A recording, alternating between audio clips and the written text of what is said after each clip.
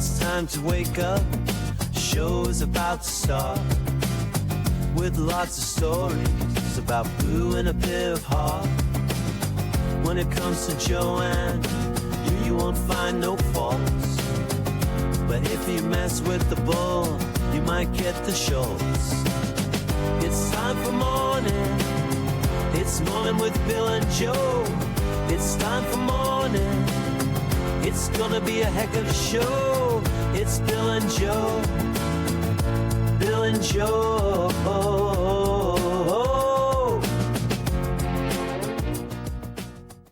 Good morning and welcome to Mornin with Bill and Joe. I'm Joe. I'm Bill. I finally got it right. Wow, nice Two work. L's. Thank you. Two L's. Well, how are you doing? Have you recovered post-open? Is our lawn national tennis nightmare over with? What else you got on the horizon? Tell me everything. Yeah, I am recovered. I've been getting some sleep, which is nice. You look well rested. Thank you. Yes. I still haven't gotten back into my gym routine or my slow, delightful mornings because I have been busy, just with my hosting job, with lots of Zoom meetings. Interesting. Are you allowed to discuss as to what? Oh no, it's just preparing for the events. With Zoom meetings. We have a lot of new clients, so it's sort of walking them through what an event looks like. And I do get paid for those meetings, which is good, but it's just been a lot. And then my acting class started this week. So I'm busy again. I'm just constantly busy. Well, I could not be more happy for you. Thank you so much.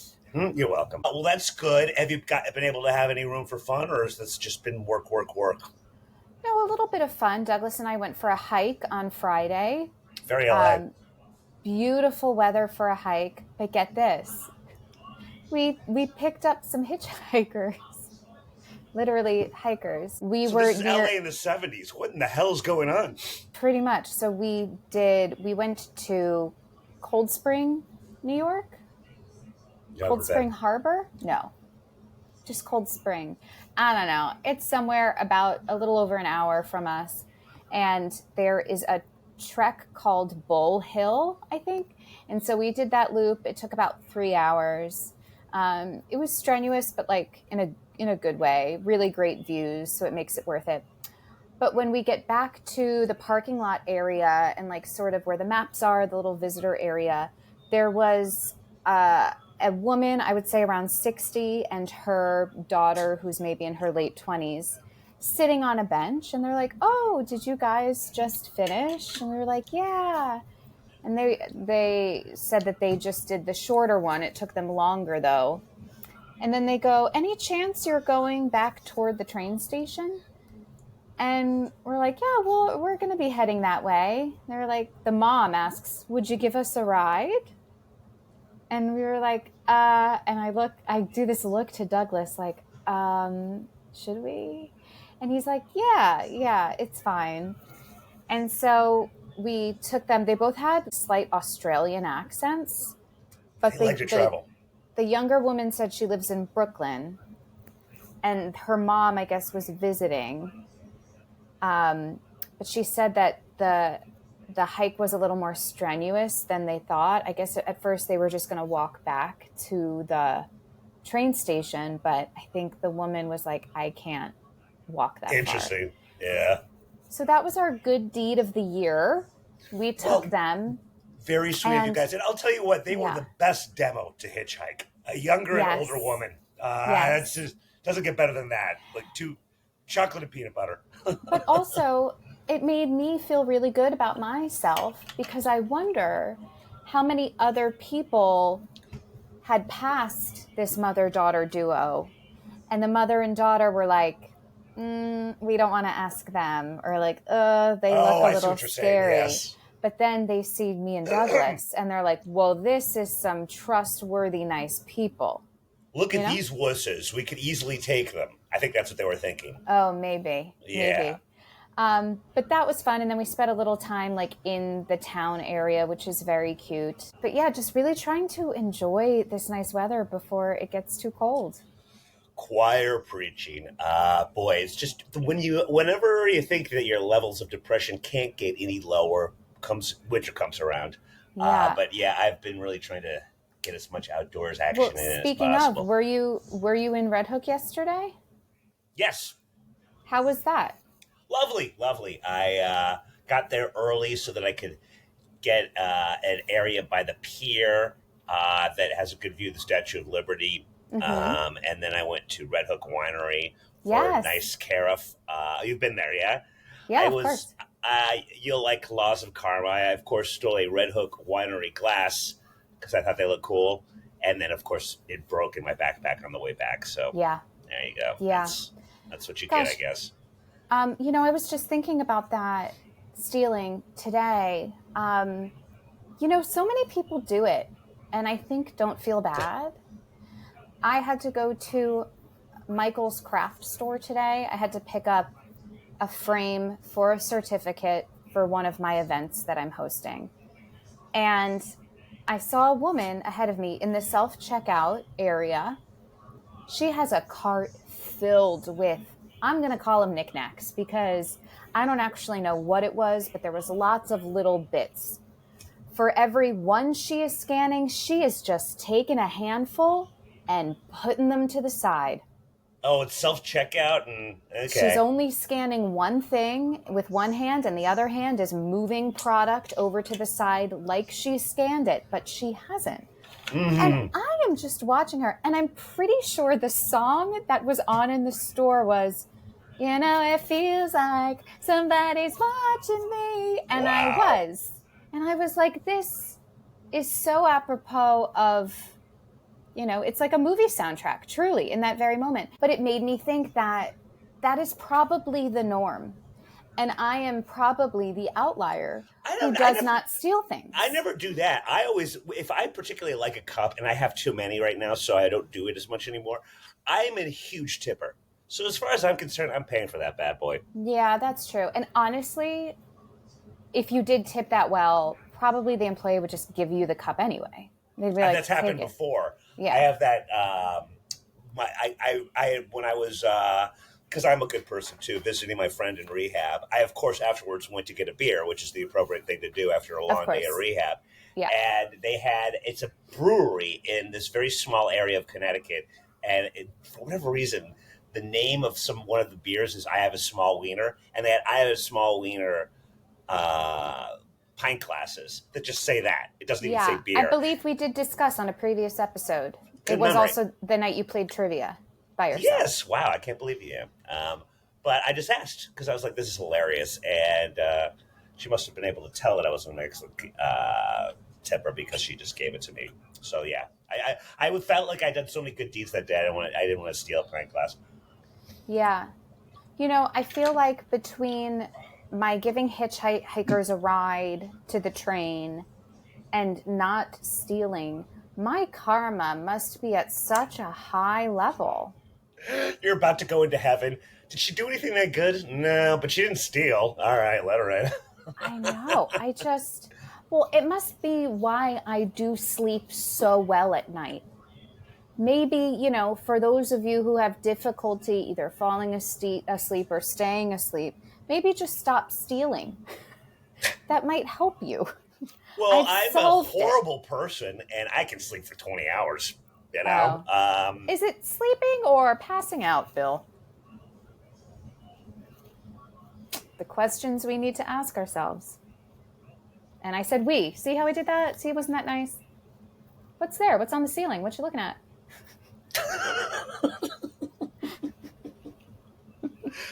The things that make you giggle, I'll never understand. Well, I have here's something that there's no good karma in it. Okay. I'm wondering, have you checked out the Charlie Sheen documentary, 2-parter, don't you know, on Netflix? No, but I feel like I did see a clip of, is her name Brooke Shields? That was his ex-wife? Brooke Mueller, I believe. I hate that I know that. Oh, no, wait. Oh, but there was the other one that was in a lot like Wild Things, and it wasn't Brooke what's Shields. her name? Oh gosh, Why what is can't I it? remember? Hold on. Why, Denise Richards. Denise Richards, correct. Yes, you're right about Brooke Mueller. She was after Denise Richards. And quite the crackhead in her own right, as I learned. Oh, really? Yes. Well, I saw a clip of Denise Richards like crying, which, yeah, I guess there's probably a lot of that in the documentary. I don't know. I mean, forget about Keith Richards. The fact that this guy is still alive is astonishing. Yes. But it's just one unbelievable and really horrible story after another. But here's one angle that I got from, I guess you could call this a sober coach. Anything with Charlie Sheen really is. Okay, so his life has taken an interesting turn. This was on page 6 via Fox News, I guess. Actor Charlie Sheen admitted to the New York Post this week that he has been celibate for the better part of a decade. Whoa. Since he got sober in 2016. Oh my gosh, for so long, sex was all I cared about, or it was near the top of the priority list, he told the Post. And so now I just saw celibacy as a needed break from those pursuits. That's not me slamming the door on anything in the future. No, I would absolutely welcome some type of companionship. As to clarify if he indeed is celibate, I don't have a girlfriend and I'm not paying for it. And I think the math is pretty simple. The math is pretty clear.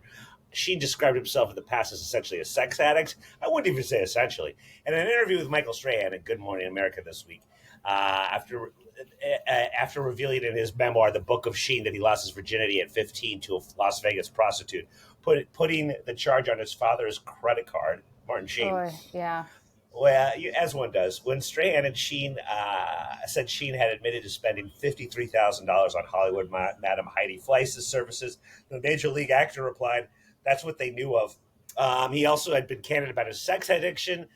Was intertwined with his prolific, oh boy was it ever, drug use. In a recent interview with People magazine, the Golden Globe Award winner has been open about his past substance abuse. Said he began having sexual encounters with men after he started having sex. It's a very sexual drug, apparently, Joe. You can't emphasize that enough. Yeah. Sheen is one. Yeah, Sheen is one of a number of celebrities who've been open about going through periods of celibacy. Lenny Kravitz has called it a spiritual thing. Drew Barrymore has had sex with her ex-husband. Justin and Hailey Bieber waited for marriage because God doesn't ask us to have sex for Him because He wants rules and stuff. Boy, Bieber is just always the brain. So, Joe, your thoughts? It is to your point. It's wild that he's still alive, considering everything he's done, but has also had the career he had while doing all of this. You know, I think the celibacy part is interesting because, Bill, you are not sober and you're celibate. So if you were to get sober, what's the next thing for you? Just maybe becoming a mime. I imagine they don't touch others and they don't talk. So cuts like a knife. Well, I'm not saying it's a good thing. I'm saying maybe you shouldn't be sober because that might just be too much of a change. It might be rough on the body. But I don't think I can. I don't know if I'd be able to hit on somebody. I can't hit anyone sober, so I guess I couldn't be able to do it sober, drunk either. But I don't know what I'm saying. But so Joe, what would you? If gun to your head, you had to give up booze or sex, what would it be? Sex. I feel like every woman would say that. I knew you were going to say that. Yeah, that does not surprise me. Yeah. Maybe I'm a woman. Just you know what you're going to get with booze. Sure. Yeah. Yeah. And, you do like your wine. If you play your cards right, maybe I'll steal you a Red Hook winery glass. I don't want it. I don't want it. Why? So this documentary is happening now because of his book, do you think? Or oh yes. Okay. I think they're intertwined. Yes. Yeah. It's a lot. And also it goes back to the old story that I told you when D.B. Sweeney, who was on 8 Men Out with him, was on Red Eye one time. This is in the middle of Charlie Sheen's absolute tiger blood meltdown. Greg and I guess we were still on speaking terms at the time, took him out to Lannon's afterwards, and he had his phone on the table. All of a sudden, it goes. The screen goes Charlie Sheen, and we're like, are you going to answer it? And he goes, no, man, no.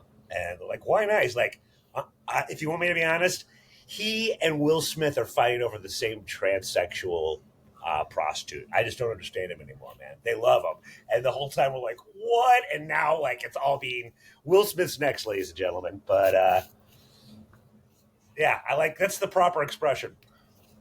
I just, to be revealing all of this stuff, not a lot of it looks super favorable on him. He claims he wears condoms all the time, Joe. Oh, no, I'm not even talking about that. But just coming completely clean about all the secrecy in his life and his habits, his drug use, his addictions. Does he really need the money? Why? Most people want to suppress this. They don't want to talk about it. Or if they do, it's only in meetings. It's not super publicly. So, yeah. I tend to agree. The Schultzes are not known for being particularly open or talkative with all of this stuff like that. But I think a lot of it he alludes to the fact that a lot of it was being used to be blackmailed with, and he wanted to come clean for that reason. Oh, lots of perhaps hookers, things like that. He paid, he talked about paying certain amounts of money that seemed like a lot to me, but he's like, yeah, I felt like I got a deal. But yeah, it was essentially blackmail. Is Martin Sheen in this documentary at all? No, notably not. And Emilio Estevez is in it so little that that someone is led to believe that like halfway through it, he just didn't want to do it anymore. But again, it looks like Sheen's been sober for a couple years now. And I guess the other person that was on that really kept saying he didn't want to do it, but because there's been many times before where he said he was going to get sober, was the guy that was on 2.5 Men with him, John Cryer. Oh, yeah. Yeah, he's reluctantly in it, but other than that, they seem to get a lot of people. He's really good friends with Sean Penn. He's in it a lot. Oh, wow. Mm-hmm. Fascinating. Okay. But I think you'll enjoy it. You like horrible things. Well, I do. Speaking of, I do like my horrible documentaries, and I just watched one. Have you heard about Unknown Number? No, but it sounds like, let me guess. It's an unknown number of people someone killed. No. I wish. When Douglas was like, there's this documentary called Unknown Number, I was like, ooh, like how many serial killers you pass in a day? What? That's actually good. It's about a real case.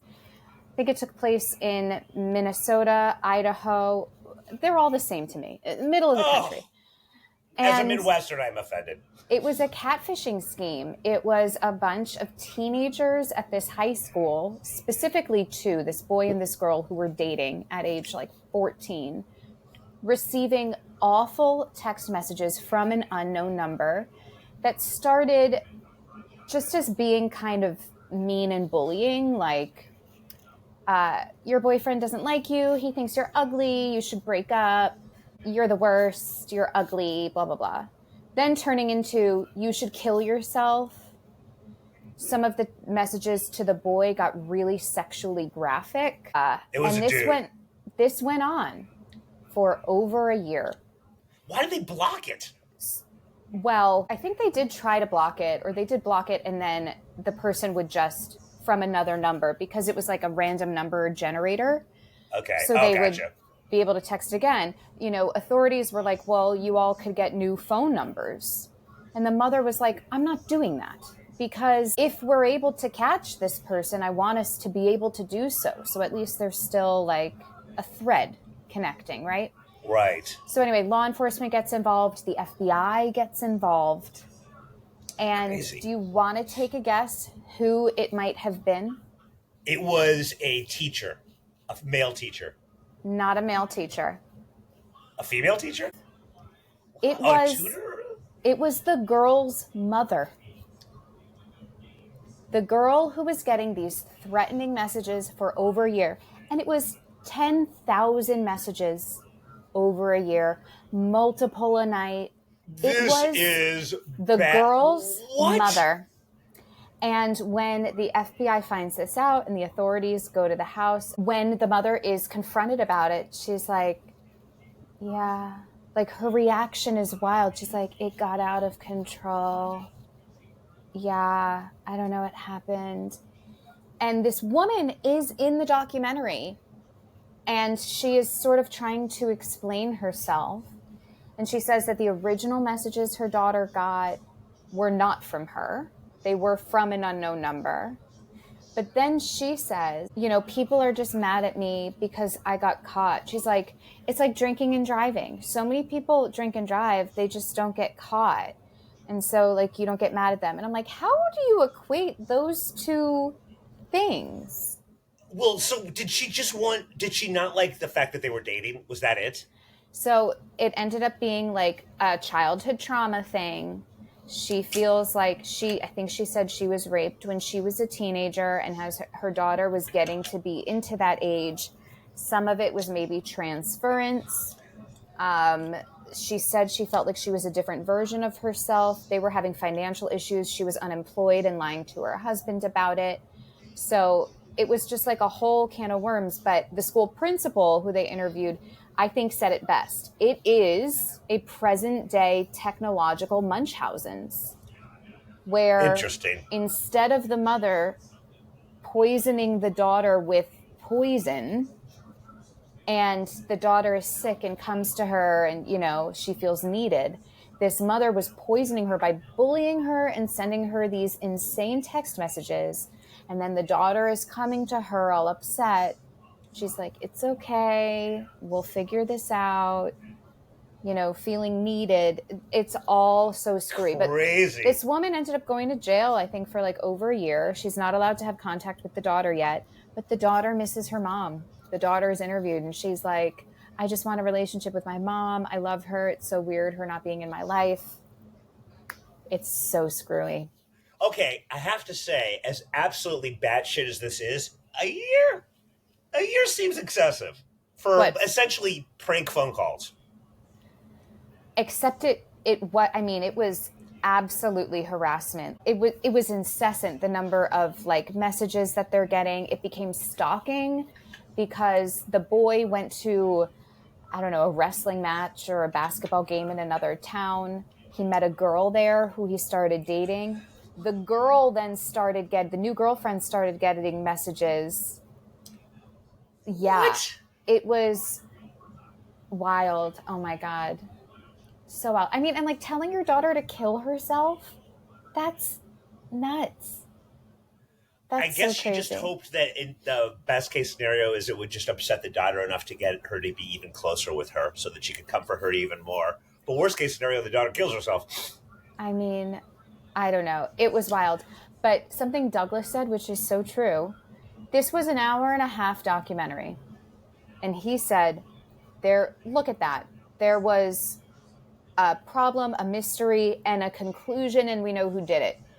Those documentary series where it's like 4 episodes, you never learn anything. Yeah. They're just spiraling. There's no conclusion. There's no closure. So it's best to avoid those. And now I think I agree with him. When I started to kind of get it, what you crazy women are into, was the don't F with cats one, where there was a beginning, a middle, and end. And the whole time I thought the whole thing was fake. I thought that this guy was just planting stories that he'd done all these things. It was too crazy to be real. I was, of course, wrong, but I mean, that had a beginning, a middle, and an end as long as it was. Although, to be fair, in that one, there was so many twists and turns that like you needed that length of time. There was so much information. And I know you like the Patriots and, of course, the Bulls docu, the America's Team on Netflix about the Cowboys drama, and it is drama. It is right out of a, wait for it, episode of Dallas. There's lots of twists and turns. You forget how good they were in their glory days of the 90s. You forget what a megalomaniac Jerry Jones is, and yet you do see it sort of from his end. He's the crazy Steinbrenner-esque owner of the Dallas Cowboys. But they've got everybody, really. And you keep going, are they going to go? Since there's so many Cowboys involved, are they really going to do details on the White House? The White House being a home a bunch of Cowboys rented so that they could go and have sex with hookers and do cocaine without getting caught too much. But of course, they ended up getting caught. But they get into it. So, but it's all the kind of stuff you like. And I know you like your coke and your horse. So that's another one to put on your Charlie Sheen list. I just feel like doing it in a White House is problematic. It actually wasn't that white, but that's what they called it. I think it was White House for other white reasons. Well, hey, speaking about cocaine and hookers, expensive things. When am I not? I know you were wondering, Bill, what is the current price of the American dream? Not the mall in New Jersey, but that good old American dream that everyone has. I'm starting to think about the Canadian dream, but continue. So the price of the American dream this year just surpassed $5 million, which is $600,000 more than last year and nearly 50% higher than just 2 years ago. Now, I know what you're wondering. What does this $5 million include?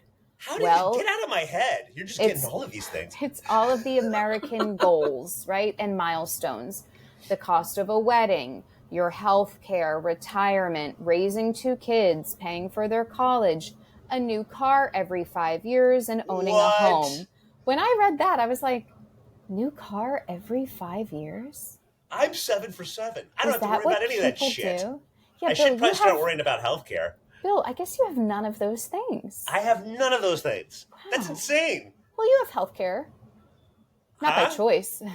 No, yeah, and it's essentially Obamacare. So once I get out of that tax bracket, but I doubt I ever will, then I might have something to worry about. But for now, I'm just feeding off the rest of America.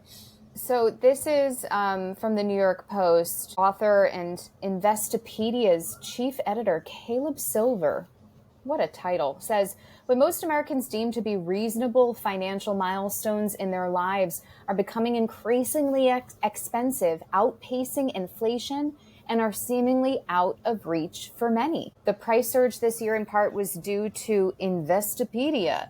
I wonder who sponsored this study. Factoring in the estimated lifetime cost for healthcare, $414,208. Yeah, that's a lot. And I guess, especially if you have kids, that's even more money. All things to think about. But also, Bill, something I won't have to worry about and you don't have to worry about is pet care. Taking care of pets. $39,381. Puts me crazy? Puts me firmly in the box of never with regards to pets. But see, Joe, unlike all those other options that lead to these expenses, I do want a pet. But I know I cannot have one, and it's not gonna. I'm not gonna cry myself out to sleep every night because I don't have a dog. It would be nice, but that would be the only aspiring thing on there. The car, F that. Kids, schmids, marriage, schmarriage. All that other stuff I don't care about, but the dog would be nice. The idea of owning a home is still something, I love the idea, but I am getting to a place where I'm like, it might just not happen. And I'm also like kind of okay with that. Oh yeah, I've never understood how that had to be part of the American dream. We sort of conned ourselves into that. Yes, because once you buy it, you have to pay to keep the upkeep and fixing it. If there's an issue like renting, you call someone when there's a problem and it's their job to fix it, Well, no one ever talks about, when it comes to owning a property in New York, maintenance fees, which are essentially the same amount as rent for the most part. It is an absolute scam, and you have to continue paying that in perpetuity forever. So that's just like, it's an absolute total scam. And prices are too high. It's a bubble, all of that. I keep waiting for it to burst. But, God, as usual, we end on a bummer, Joe. But it is interesting that, like, I thought the American dream was really tied to career aspirations, like owning a small business and working your way up the corporate ladder and then also having the family and whatever. But I really thought it was more about like finding your passion in life and doing that. There's nothing here about the cost of like starting a business and I don't know. I think it's the nuclear family, the house, the owning the 2.5 kids, the house, the mortgage. Yeah. Okay, I guess so. And I think it's less owning a business and more just having a job that's lucrative. So in that sense, I'm screwed. But by the way, that whole diatribe you just went on, immediately all I kept hearing was the theme song for the Jeffersons. Oh, yeah. Moving on up to the east side. God, I have a good voice. Why am I not in musical theater? Oh, I could give you many reasons. First of all the restraining orders. And they're all from dudes, too. Yeah. Emerson was a weird time. Oh, I'm actually meeting up with an old Emerson actor's friend when I'm in Boston. Yeah, September go ahead. 30th. Yeah, people. remind Some everybody. seats still available. Nice. Go to Paul. I learned that from you. PaulReveresHouse.org. September 30th. I will be there to discuss forgotten Midnight Rider, William Dawes. Guys, it's more interesting than it sounds. I promise. I'll have lots of bells and whistles as fun as I can figure out how to do them with regards to Dawes in pop culture. And he has been. A little bit, but it'll be fun to make fun of. And I'll give you a taste, Joe. Stupid Bill O'Reilly, who everyone hated when we worked at Fox News. He hosted a thing on Fox called Legends and Lies, and it was about various things in history. I remember that show. Yes, and it's amazing. Remember, we had a brain room and a thing called fact checking the entire time with such fierce certainty. Bill O'Reilly confidently calls William Dawes Patrick Dawes, like at least 5 different times. And I have that clip, so we can make fun of him on that. Who got fired for that? Probably nobody. Did he blame that on? Because this was a rerun that I finally found it on, and so it's never even gotten corrected since then. So what a maroon. So lots of great stuff like that, people. Have you figured out your costume yet? Well, Alfred did get me a tricorn hat for my birthday.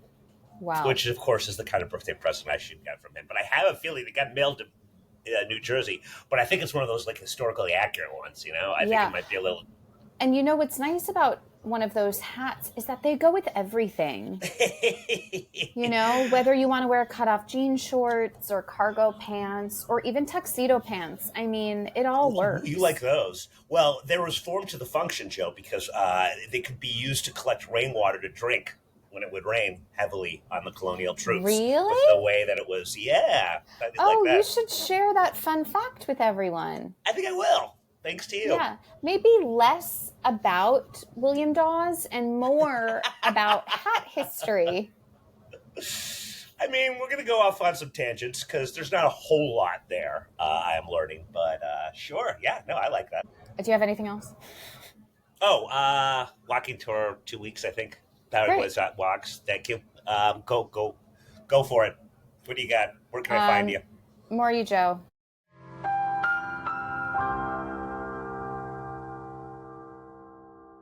I will be going to Canada this week, eh?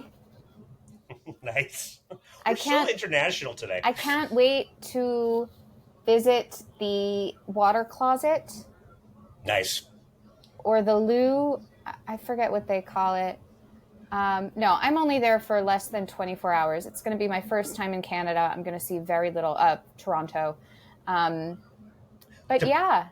If you just stuff yourself with Canadian bacon right when you get there, and by the time you leave, you'll hopefully be able to visit the loo for a long period of time. Wow. Canadian bacon in Canada. I'm going to have to try to make that happen. Please let me know if they just call it bacon. Will do. Well, it's sort of like Jersey Mike's. Do they just call it Mike's? Mike's. In Jersey? Anyways. All right, everyone. Thank you for tuning in. We appreciate you, and we'll see you next week. Take care. Bye. Have fun in Canada. Thanks, eh? I'm sure glad that's over. That's all for this episode of Mornin with Bill and Joanne. I wasn't even listening. I was listening to podcasts. Shut up, Bill. Subscribe to the show on Apple, Spotify, or anywhere you get podcasts. Yeah, I wasn't listening either. Very nice, Joanne. Touché. For videos of this and other episodes, go to @MorninBillAndJoe on YouTube. Bill, put the sword down. Run, Joanne, run! Like, subscribe, and turn on notifications. We would do it for you. Okay, that's a lie. I never liked your show. Sorry, wasn't listening. See ya!